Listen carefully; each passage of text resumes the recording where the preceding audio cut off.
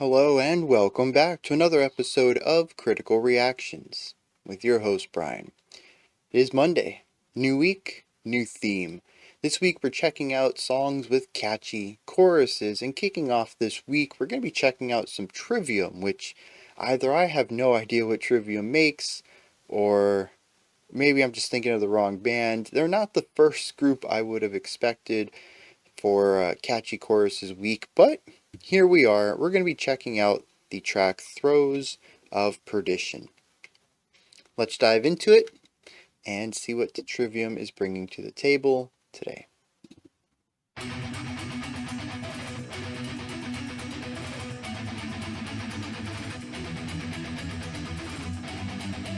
Right off the bat, a really rule of cool style riff. Just sounds great, especially with the palm muting.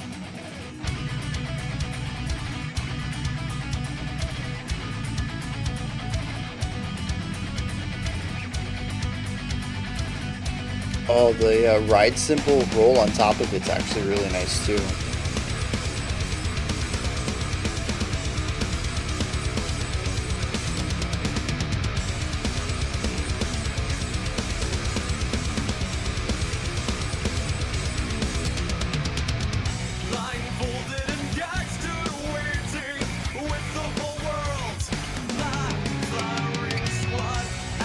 Really interesting punctuating idea there.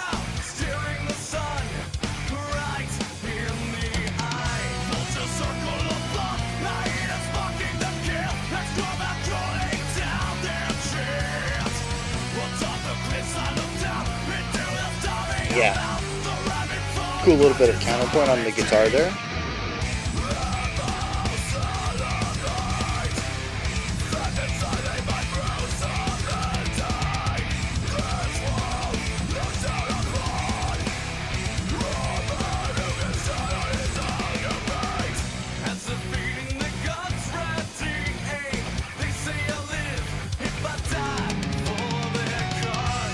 I think the thing that's most awkward about it is the volume. It's so much louder and doesn't blend well, but I like the idea itself.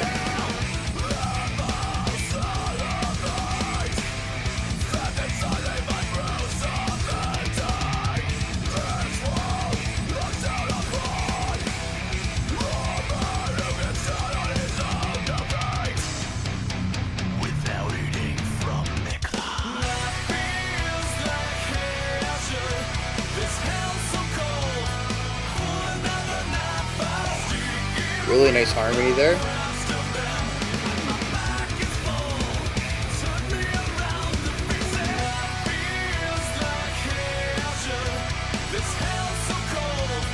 So I'm guessing this is the chorus. It's the least driving section, which is contrast to everything else. Heavily chord based rather than riff based.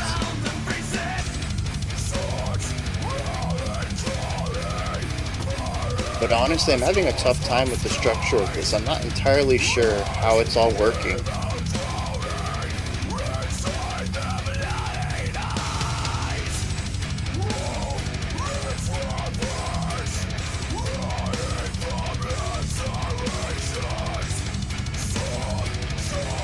The guitar is just chugging away on top of these constant bass kicks.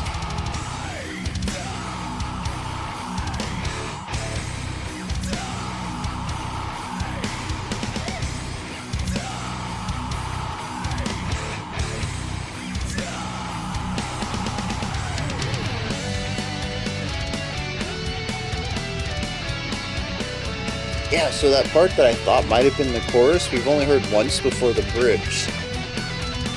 Again, I'm kind of lost on the structure of this. It'll be interesting to see what gets repeated here after this really sick guitar solo.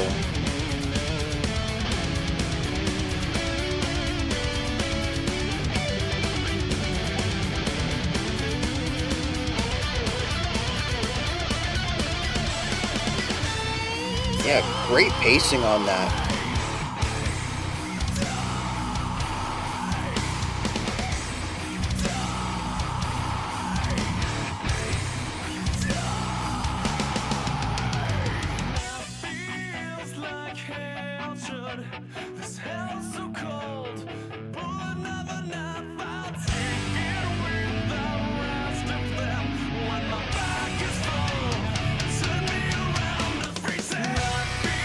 So this is the chorus then.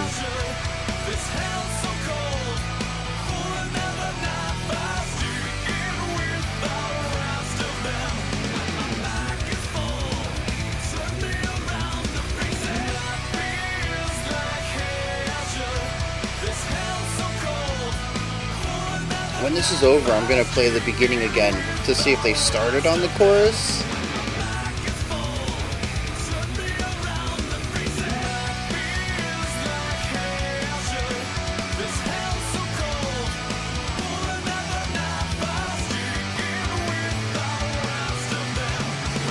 Yeah, great bass work, elevating into this fast guitar riff.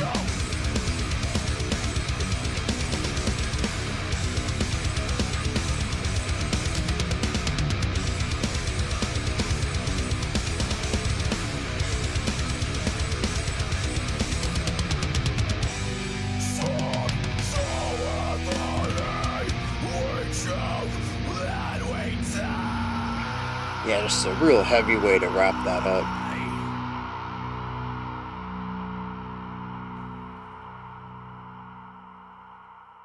Like I said, I'm going to go back to the beginning real quick. I want to hear that first vocal section.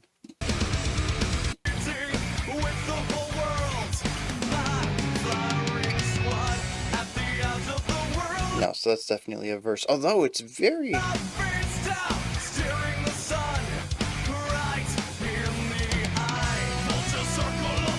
It's very similar to the chorus, but it is not the chorus. Yeah, so that's interesting then. I mean, just the thing that stands out most to me right here is structure. I'm not really sure what it is. We have 3 different ideas that we get at the start. The verse is actually broken up into 2 different ideas. We have the heavy driving section when we have the growls, the harsh vocals in there. I think that's also another part. I don't know what I would call it. We kind of run out of things with verse and chorus. We don't really have another good word. Refrain, maybe, we could utilize there. So it's almost like verse and then refrain and then verse 2, which is a drastically different idea entirely. Our second verse is nothing like our first, and then we hit the refrain again. Then we hit the chorus, finally.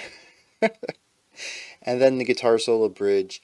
And then we have the many, many choruses at the end. One of them being a variation of it with a reduction of layers to bring us back in, to have that rising intensity back into our true final chorus with the full guitar work, full drum work, full bass work, all that stuff.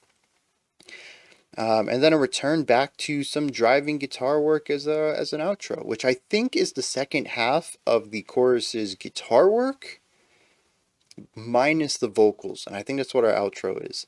It's there's just a lot of little things going off in this track, and it's wild. And again, other than the heavily repeated chorus at the end, if we just wrap that up into one chorus section, we only visit the chorus twice in here, which is very cool, very unusual, but I dig it. So, yeah, just on a structural level, this is a very interesting track, utilizing something close to the ABABCB pattern, but modifying it just enough to make it interesting, and, at least for me, kind of confusing me on what would be our verse and our chorus up until the song ended. Now,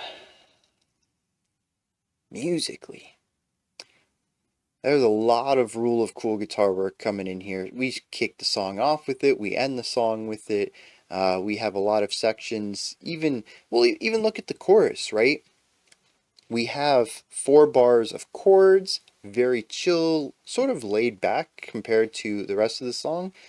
But then the back half of it, we have that really driving, that 16th note idea. With the pedal tone, just continuing to jump back to that pedal tone and having these escalating rises above it to have this this intense movement. Sounds awesome.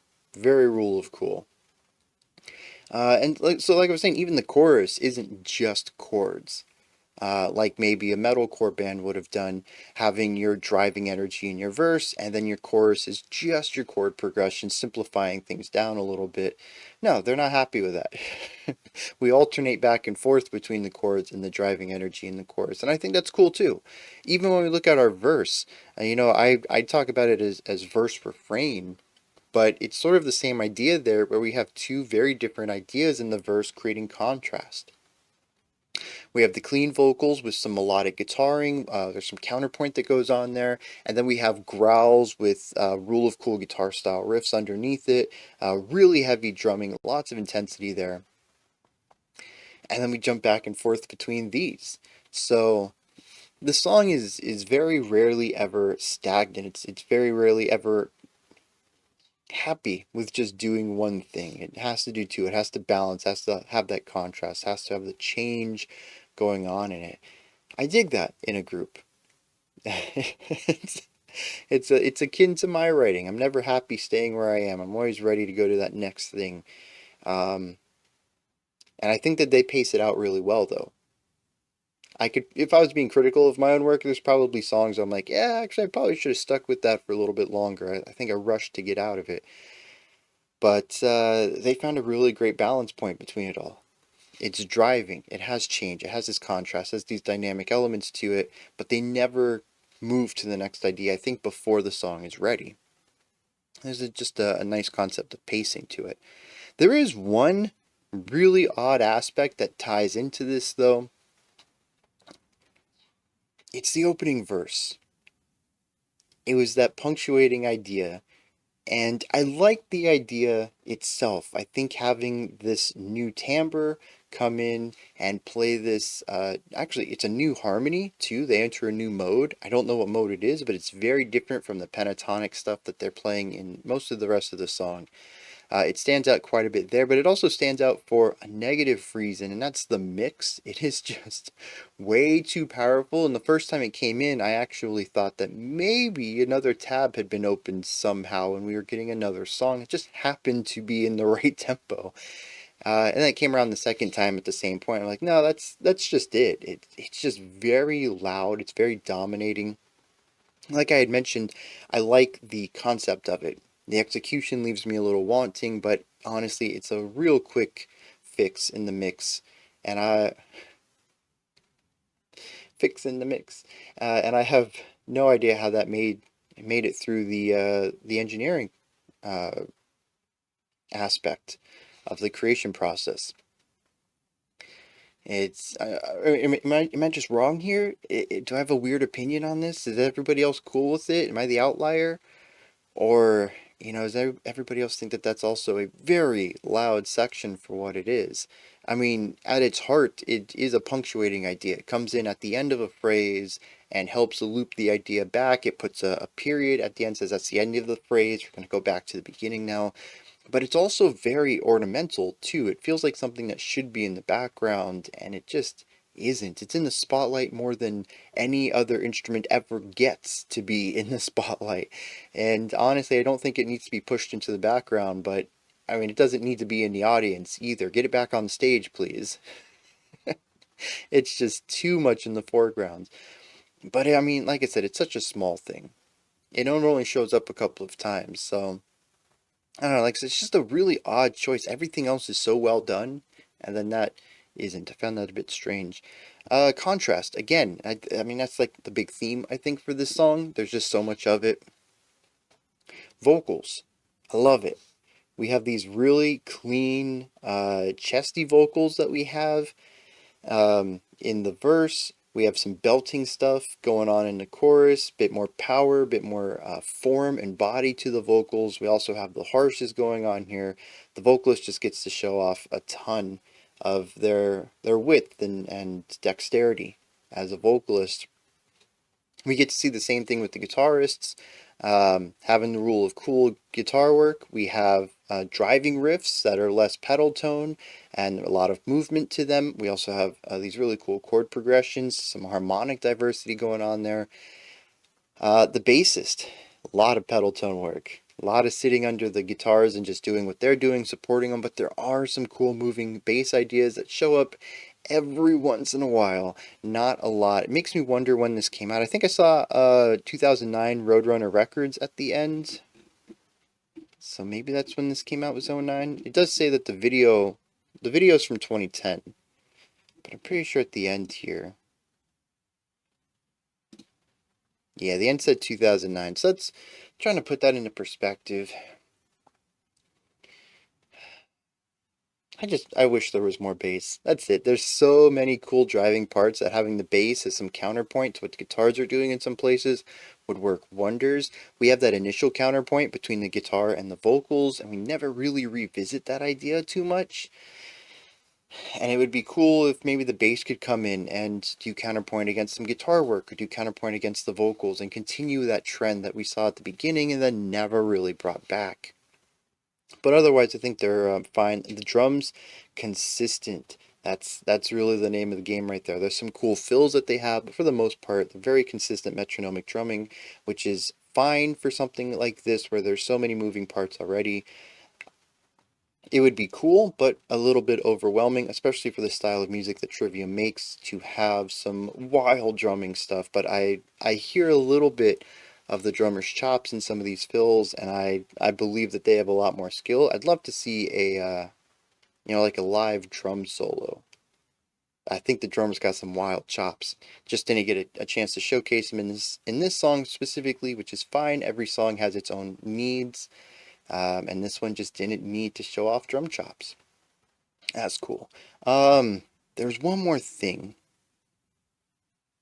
Oh, the guitar solo. I mentioned there's really great pacing in this. I think it's my favorite part about it. It is very shreddy. There's a lot of shred going on in it, but it also takes time every once in a while to just chill out and hold a note out for 2 beats. It's really not a lot in the grand scheme of things, but it does allow some of the faster sections to have a breather. We don't necessarily stop playing altogether like, say, a jazz trumpet player would do during their solo, but having these moments of just hitting a string and allowing it to ring out even just for 2 beats is enough of a breather against the constant 16th notes we have in the shred to create a concept of flow and pacing throughout that I think works really well for the melody writing and the guitar solo.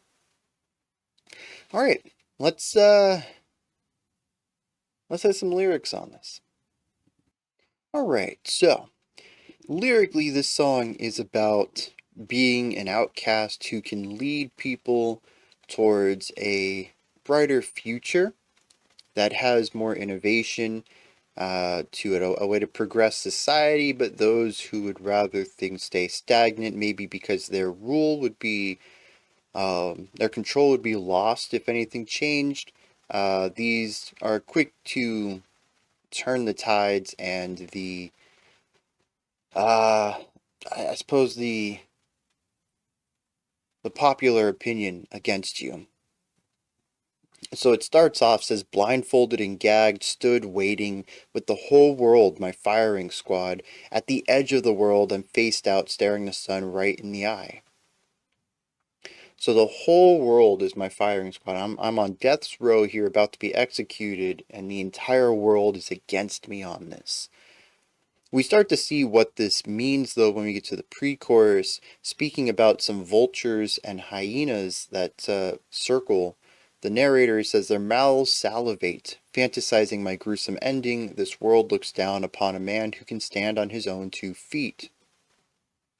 Verse 3 says, as they're feeding their guns, ready, aim, they say I'll live if I die for their cause. So if I change over to their side, they'll let me live.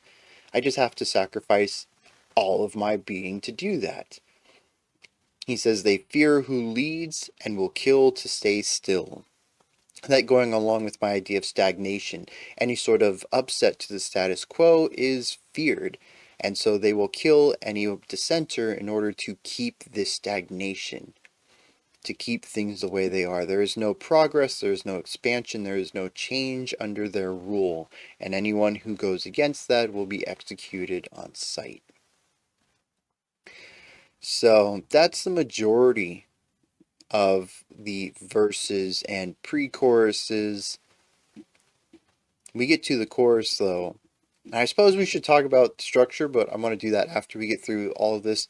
The chorus is just about being backstabbed. It's about having people who were on your side no longer there. It says, life feels like hell should, but this hell's so cold. Pull another knife out, stick it with the rest of them, and when my back is full, turn me around, face it. So yeah, just so many people have backstabbed me. Just, you're another one. You're basically nothing. You're just another knife in my back. Whatever, man. You don't even get like a name. We hear that a lot. So the chorus is repeated 4 times at the end and twice during this initial chorus. We hear the entire 6-line phrase 6 times. It's definitely a strong part of this. We also have the bridge, which just continuously says die, die, die. I remember this being the harsh vocals. And what's cool is that this book ends the solos. We go from a composed chorus, which we'll explore real quick, into the repetition of die, into the solos. I only thought there was one guitar solo, but there's two. We have Corey and Matt. And then we go back to the die, die, die part before going back into the chorus. So I think that's kind of neat. There's this cool boomerang effect where we have chorus, bridge, solo, solo, bridge, chorus. Not necessarily cycles in the fact that we start, that when we end, we start over, but that we are entering a cycle that we end where we began, or at least we end where we started at one point.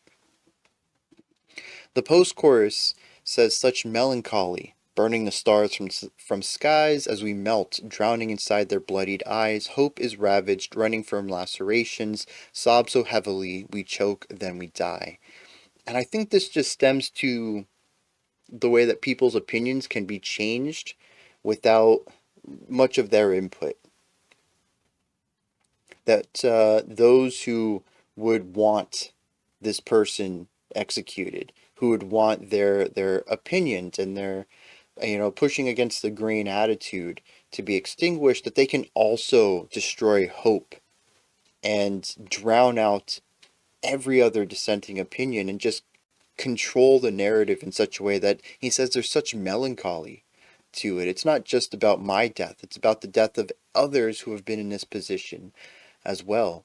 It's about the control that they have, the lack of change that we will ever have to the status quo, because they just destroy all hope. And so together, collectively, we sob so heavily, choke out, and die.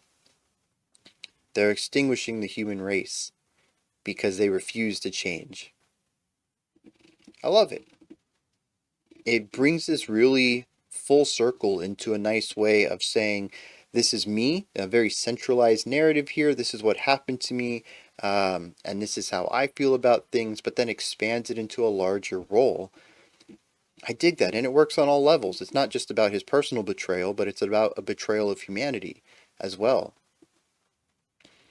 It's not just about murdering him, executing him for his thoughts, but about anybody who would be in his position. Yeah, I dig it. Alright, those are my thoughts on this track then. What are yours? Throes of Perdition by Trivium. Did you agree with anything I said? Disagree with some stuff? Maybe I'm wrong. I need correcting on some of my opinions or thoughts that I put out there.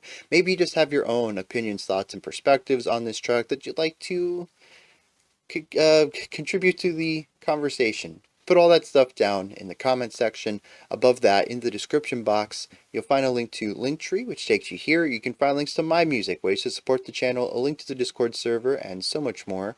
Above that, if you could, like, subscribe, and ring the bell. I greatly appreciate all three. We do have a special selection coming up next. Otherwise, I'll be back tomorrow, 5 p.m. Eastern Standard Time, 9 p.m. UTC. As usual, we're going to continue on with catchy choruses. Until next time, remember to be critical, not cynical, of the music you listen to, and have a fantastic morning, afternoon, or evening, whenever you choose to watch my videos.